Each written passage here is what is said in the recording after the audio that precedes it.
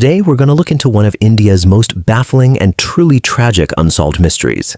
It's a story that starts with a birthday party and ends with a question so bizarre that science, forensics, and years of investigation still haven't been able to answer it. This is the case of Sanam Hassan. Right from the very beginning, let's just get to the central, impossible fact of this case. It's the one detail that takes a tragedy and twists it into a chilling enigma. How, in a modern forensic investigation, could a young woman's body be found with the heart of an adult man? Just think about that for a second. This single question, it just dismantles everything we think we know about the investigation that followed. To really grasp the true weight of this mystery, you need to know the person at its center. Because Sanam Hassan wasn't just a name in a case file. She was a young woman whose life was absolutely full of promise. Sanam was only 19 years old.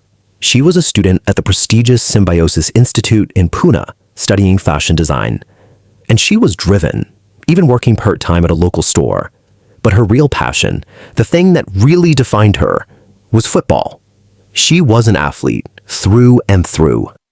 And listen to this quote from a classmate. It really paints a clear picture of who Sanam was. Disciplined, healthy, a dedicated athlete who took meticulous care of her body. Now, I want you to keep that in mind because it creates this stark, irreconcilable conflict with what the authorities would later claim. So now, let's go back to the night everything changed.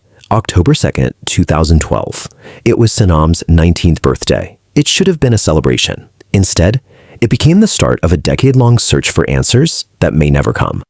You know, the day started with so much joy. Her family surprised her, driving in from Mumbai.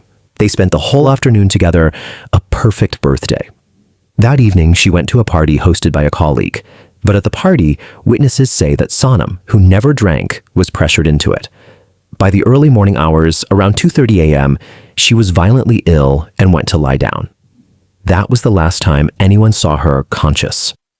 And this is absolutely crucial. Sanam wasn't alone. There were 17 other people in that apartment. 17 potential witnesses. But as you're about to see, those 17 accounts would somehow create more confusion, not clarity. The next morning, when her friends tried to wake her up, she was gone. The call to her father wasn't to wish her a happy belated birthday. It was to summon him to the hospital, where he learned that his daughter was dead. So the official investigation kicked off almost immediately. And right from the very first report, the case was just flooded with these shocking, inexplicable contradictions. And right here's the first major red flag. On one side, you have the reality of who Sanam was, a fit,